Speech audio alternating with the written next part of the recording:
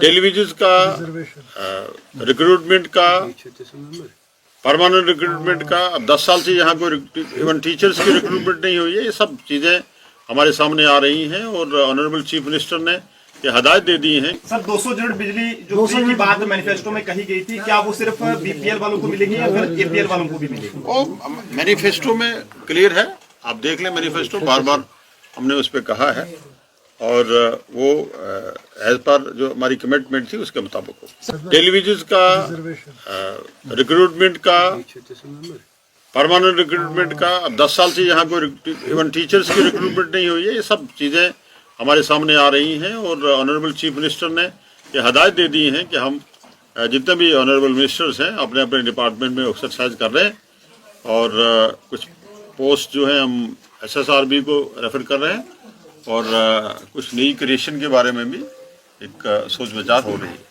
Sir एक consultancy के बाद कुछ पोस्ट्स जो है JKPSC को जो है सौंपी गई है, एडवर्टाइजमेंट भी आ गई, लेकिन रिजर्वेशन वाला जो मामला है कमेटी गठन की गई है, क्या तमाम तबकों को मद्देनजर रखकर जो है आगे डिसीजन लिया जाएगा? तो एक रिजर्वेशन को लेके एक यहाँ कुछ एप्रीहेंशंस हैं कुछ लोगों को, उसके लिए ऑनरेबल CM साहब ने एक committee sub committee cabinet sub committee बनाई है। अब कैबिनेट सब कमेटी तमाम स्टेक होल्डर्स को सुनेगी और उसके मुताबिक बात करें। सर स्टेटहुड को लेकर भी आज कोई बातचीत हुई है? क्योंकि स्टेटहुड की डिमांड तो लोग करते हैं और हम भी ये चाहते हैं कि स्टेटहुड हमारे साथ जो वादा था और जो हमारा बुनियादी हक है, हमें क्यों स्टेटहुड से महरूम रखा गया है, एक बड़े अफसोस की बात है। और ये on the floor of house honourable prime minister ने, ऑनरेबल होम मिनिस्टर ने और even supreme court of India की भी डायरेक्शन है और हमें उम्मीद है कि इन सब चीज़ों का लिहाज रखते हुए हमें स्टेट जो है वो विद इन डेज मिलनी चाहिए। आज मेरे ख्याल में ढाई महीने हो गए जम्मू कश्मीर की सरकार बने हुए। जो हम सुनते थे कि पहली कैबिनेट में डेली वेजर का मुद्दा हल हो जाएगा, आज तक कोई डेली वेजर के ऊपर कोई बात नहीं हो रही, सिर्फ बयानबाजी हो रही है। मीडिया बाइट्स में सब कुछ हो रहा है। स्पेसिफिकली अगर मैं कहूँ, क्योंकि जावेद राणा साहब से लैंड ओनर्स और डेली वेजर्स का ये जिक्र किया था, सवाल पूछा था, तो उसके साथ अन्य जो डिपार्टमेंट्स हैं जिसमें CPW वर्कर, सीजनल लेबरर्स, इनकी एक लिस्ट है, सब लिस्ट इनको याद है, लेकिन स्पेसिफिकली आपके लिए क्या पॉलिसी है उस पर कोई चर्चा है? कि डेली वेजर अपने लिए 2 वक्त की रोजी रोटी मांग रहा है, जो काम किया है उसका मेहनताना मांग रहा है, अपनी सैलरी मांग रहा है, उस तरफ किसी का ध्यान नहीं है। मैंने भी वो बयान सुना था, आपने जब सवाल किया था उनको, तो वो daily wager, casual labour, MNREGA, रैबरे जंगलात, रैबरे तालीम, वो सबको जोड़ देते हैं साथ में। डेली वेजर को डेली वेजर रहने दो, क्योंकि यही सबसे एक बड़ा कारण था जब 2014 में सरकार बदली। 2014 में उमर अब्दुल्ला सरकार की तरफ से कैबिनेट सब कमेटी बनाई गई, उसमें 61,011 लोगों का डाटा फाइनलाइज हुआ कि इनको हम 3 फेज में परमानेंट करेंगे।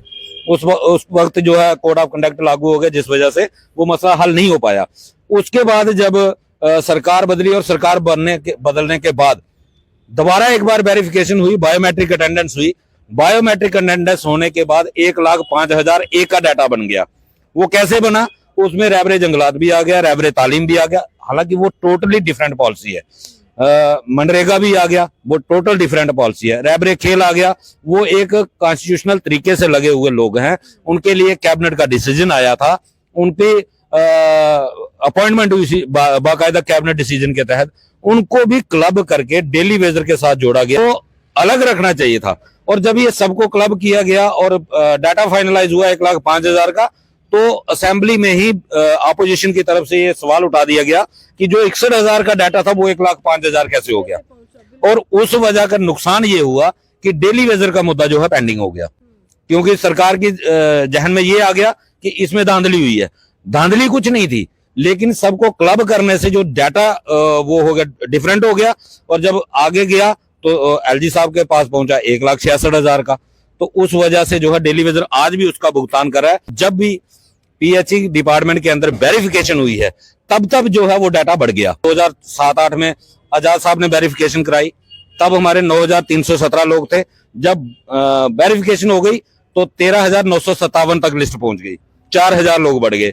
उसके बाद श्यामलाल शर्मा जी आए, उन्होंने वेरिफिकेशन करवाई, डाटा हमारा पहुंच गया 16,070, 2,500 लोग बढ़ गए। और आज तक हम उसका नुकसान भुगत रहे हैं।